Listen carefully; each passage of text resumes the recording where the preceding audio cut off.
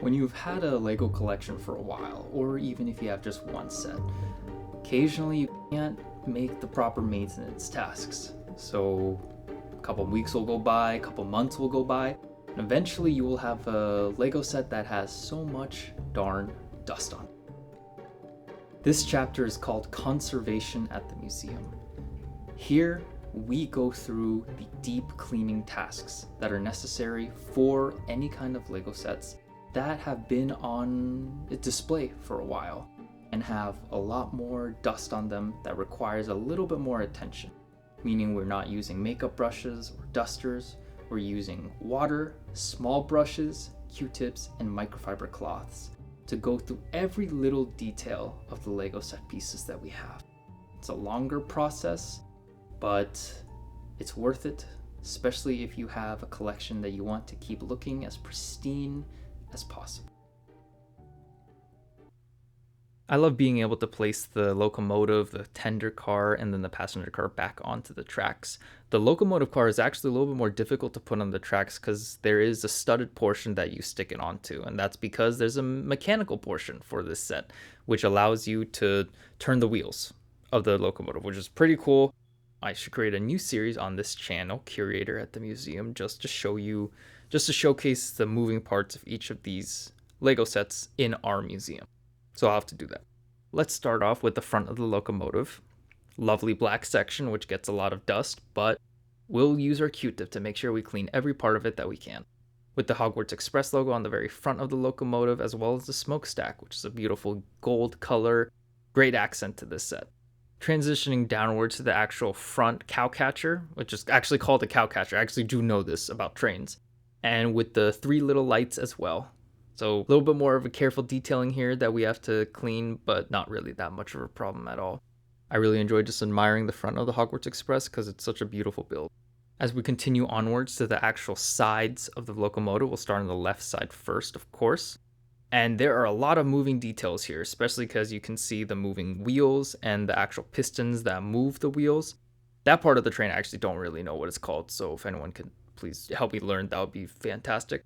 And we'll be sure to go through each of the individual details on the side of this locomotive, from right underneath the actual boilers, which I believe that's the large middle part, and then the wheel wells as well. Moving towards the rear, we can focus on closer to the cabin of the locomotive. Cabin of the locomotive is actually very detailed as well for a set that's minifigure size, pretty awesome. We can do a little bit of work on the wheels, but it's right underneath the entire locomotive itself, so the amount of dust that it gets is not that substantial, not as much as the top of the set. Moving on to the top of the locomotive, you can see a lot of the detail here. You see that little black lever in the right middle of the frame. If you turn that, the wheels turn as long as you have the locomotive mounted correctly onto the studs. Just really fascinating and awesome detail that they did include. And we can spend a lot of time up here on the top of the locomotive, which is where most of the dust buildup is anyway. And that black piece, or the black pieces right where the cabin is, that tends to be the most dust retentive part of this set, especially when you're looking at it, at least just from the locomotive part. The passenger side is definitely worse.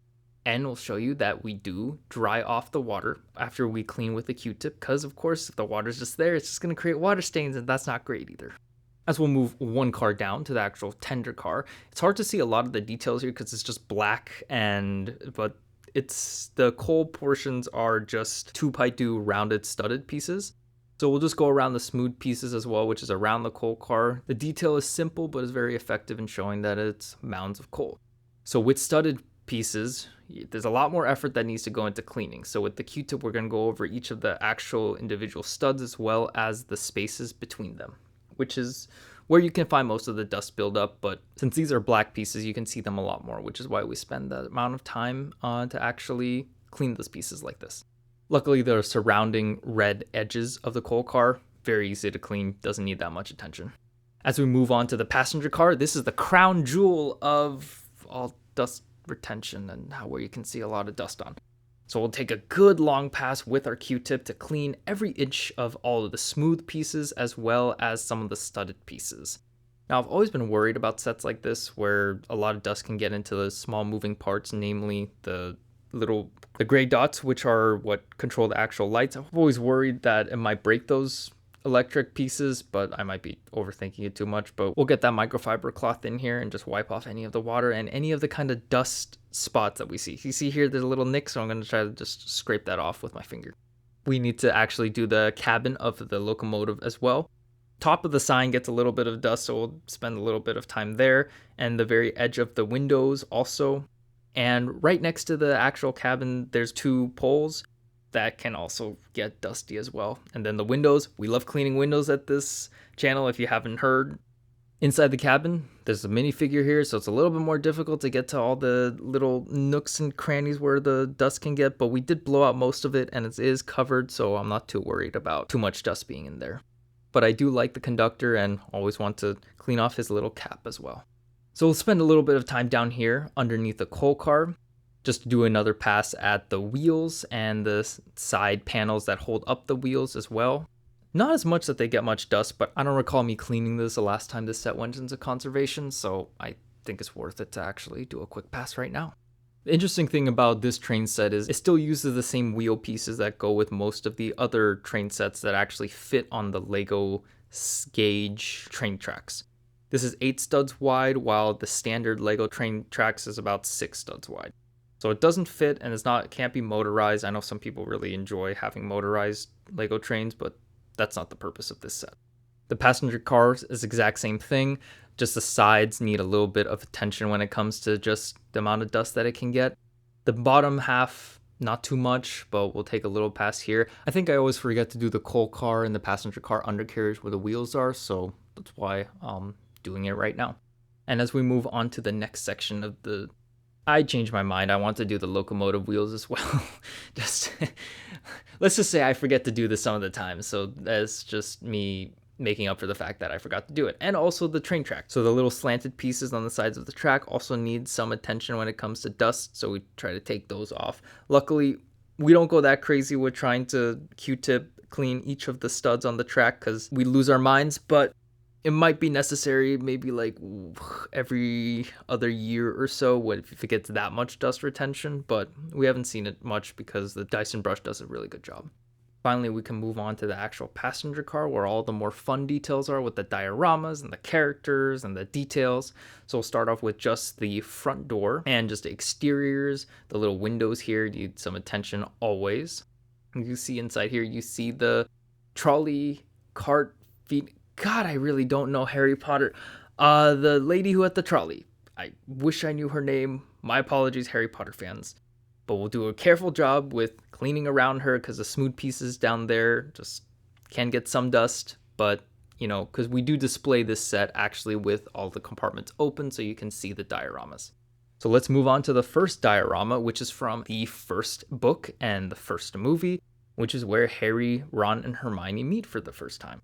So you can see there's a lot of interesting detail here with the box of candies, Ron's rat, and the actual minifigures fit here very well because the seats are minifigure scale, which is really awesome.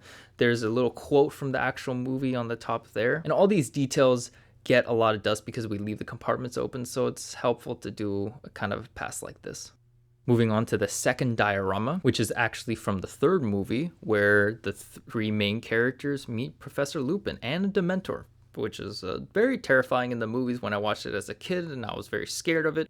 But now as I look at it, it's awesome. It's great detailing in here as well. And it's got the same quote from the movie, which I think is a very nice touch. Just a nice kind of gentle reminder to what inspired a set like this in the first place.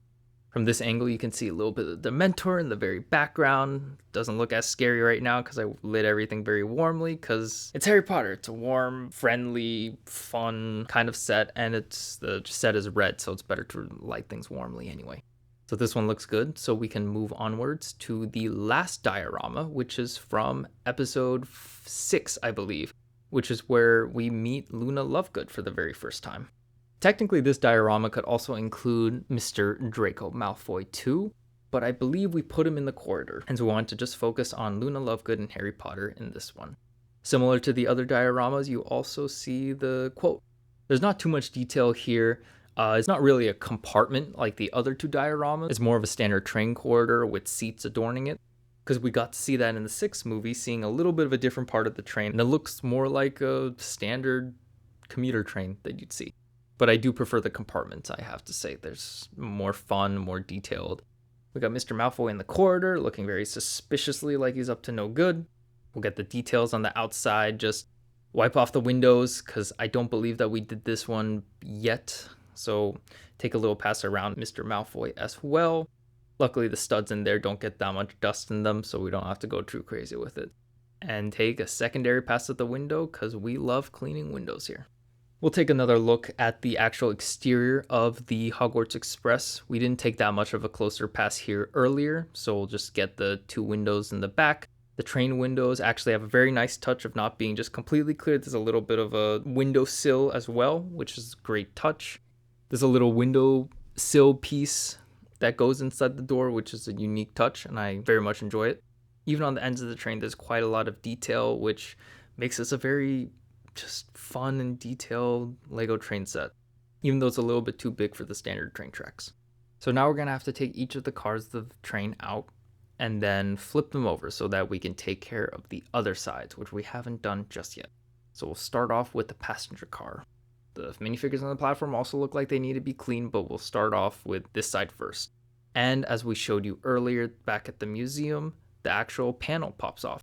So we'll take a pass of cleaning inside this portion as well. This is just a corridor outside of the actual compartments inside the train.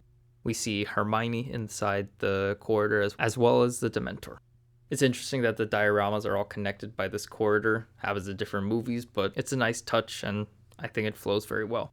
And this corridor portion of the set, not really that highlighted. And they still did an excellent job with all the detailing and actual space, because there's rooms to stage minifigures like we're doing right here.